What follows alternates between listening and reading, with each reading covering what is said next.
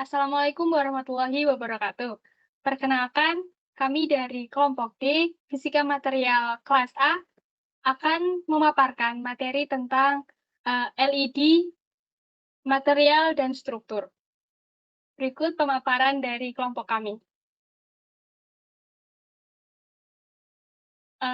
Ada 6 konten dalam pemaparan kami. Yang pertama, History of LED. Yang kedua, Basic of LED. Yang ketiga, LED Principle. Yang keempat, LED Material dan Struktur. Yang kelima, LED Output Spectrum. Dan yang keenam, Brightness and Efficient of LED.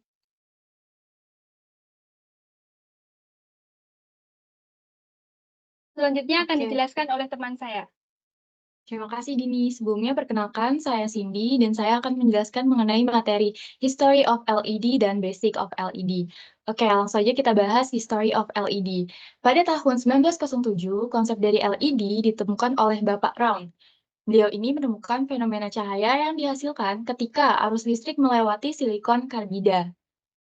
Kemudian pada tahun 1927, OLED menerbitkan makalah dengan judul Luminous Carborundum Detector and Detection Effect and Oscillation with Crystals. Nah, beliau ini merupakan orang pertama yang secara sistematis mendokumentasikan fenomena dari LED. Lalu pada tahun 1962, Nick Holoniak menciptakan LED yang mampu memancarkan cahaya inframerah. Kemudian pada tahun 1972, George berhasil membuat LED yang memancarkan cahaya merah yang dapat dilihat oleh mata. Oke, next. Itu ada basic of LED. Sebenarnya LED itu apa sih? Nah, jadi LED itu singkatan dari Light Emitting Diode atau dioda pemancar cahaya. LED adalah semikonduktor elektronika yang menghasilkan cahaya ketika arus listrik mengalir melaluinya. Berbeda dengan dioda biasa, LED ini dirancang khusus untuk menghasilkan cahaya dengan efisiensi yang tinggi. Kemudian, ada simbol dari LED. Nah, di sebelah kiri itu ada simbol dari LED. Sebenarnya dia simbolnya mirip dengan dioda. Yang membedakan hanyalah dua buah anak panah yang arahnya keluar. Hal ini menandakan dioda tersebut menghasilkan cahaya ke arah luar saat ada arus yang mengalir pada dioda tersebut. Nah, untuk gambar sebelah kanan, itu merupakan struktur dari LED-nya. Terminal anodanya biasanya lebih panjang dibanding terminal katoda, dan N-type LED-nya itu biasanya lebih luas dibanding P-type-nya. Oke, untuk materi selanjutnya akan dijelaskan oleh teman saya yang lain. Baik, terima kasih kepada Cindy. Selanjutnya akan dijelaskan oleh saya. Perkenalkan, saya Mirzal Miswari. Saya akan menjelaskan mengenai prinsip LED.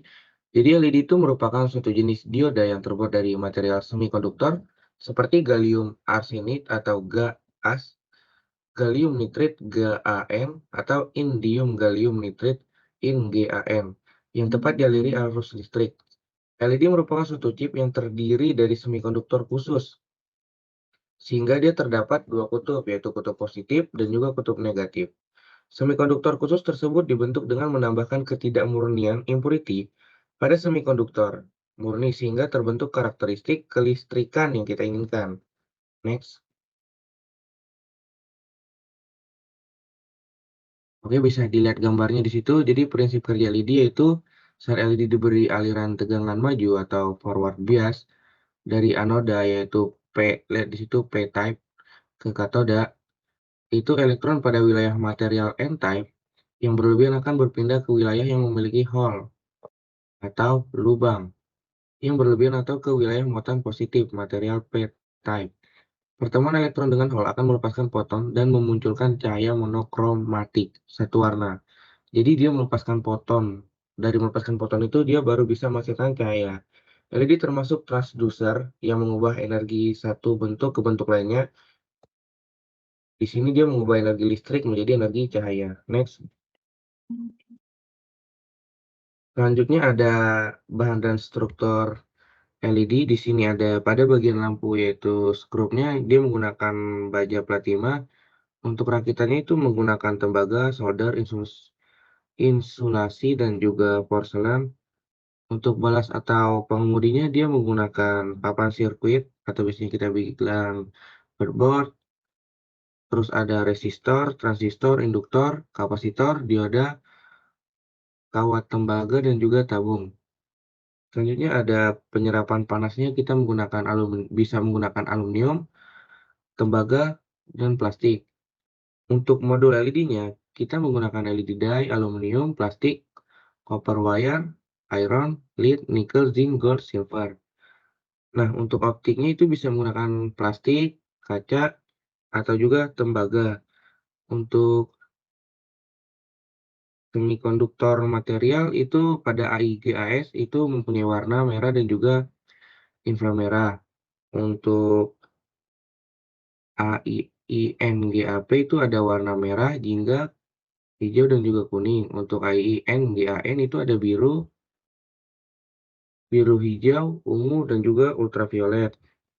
Nah, untuk mengubah warnanya di sini tuh pengaplikasiannya matriks kita bisa jadi silikon, pakai epoksi, lensa polimer PMMA, peak fosfor di dalam kaca, fosfor, dan juga fosfor keramik.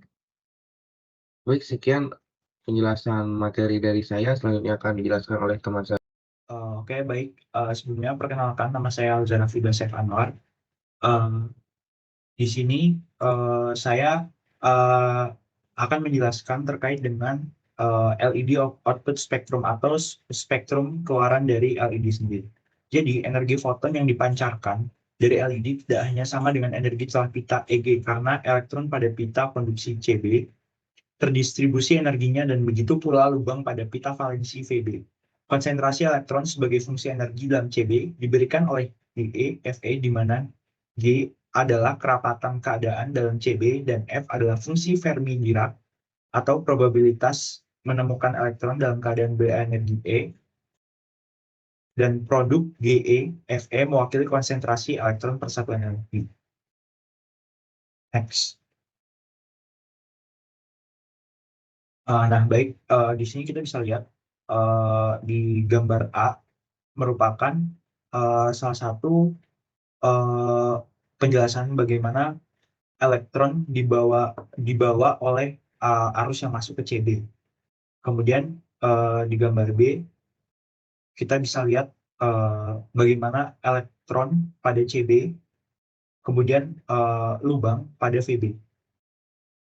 Dan di situ ada konsentrasi karir per unit energi. Mungkin bisa dilanjut next. Nah, di sini kita bisa lihat ada grafik perbandingan antara spektrum relatif keluaran dari daya sendiri dengan panjang gelombangnya. Nah, di sini bisa kita lihat bahwa grafiknya ketika spektrum keluaran dayanya berada pada 1, dari panjang gelombangnya berada pada pertengahan. Sementara semakin panjang gelombang, relatif dari spektrum keluaran dayanya juga mengikuti. Sebelah kanan sama kurang lebihnya. Mungkin bisa di next. Nah, di sini kita mendapatkan persamaan dari spektrum LED, di mana FO, EG plus setengah KT, dan H delta F sama dengan MKT. Kemudian ada persamaan lebar garis LED, delta lambda sama dengan lambda MKT per HC. Kemudian bisa di next. Oke, ya di sini. Di sini ada persamaan band gap, di mana EG sama dengan EG0 dikurangi AT pangkat 2 per B plus T.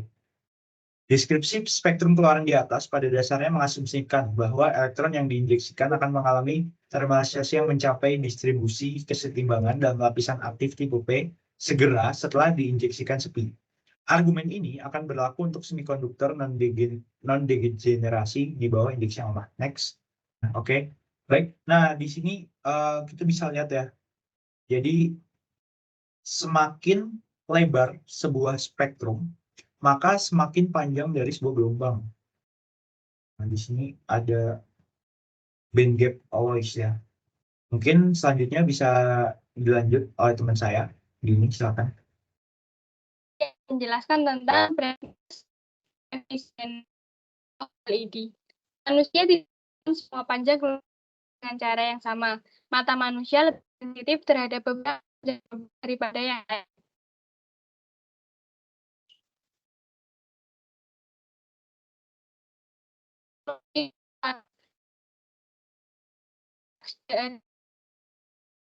Rata-rata orang radiasi optik atau juga efisiensi mata terhadap spektrum bercahaya. Nah,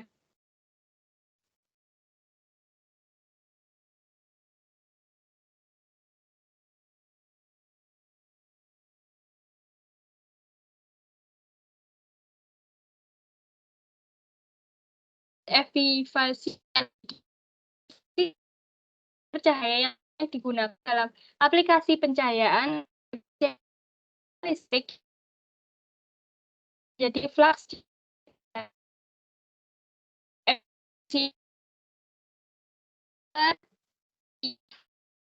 power conversion efisiensi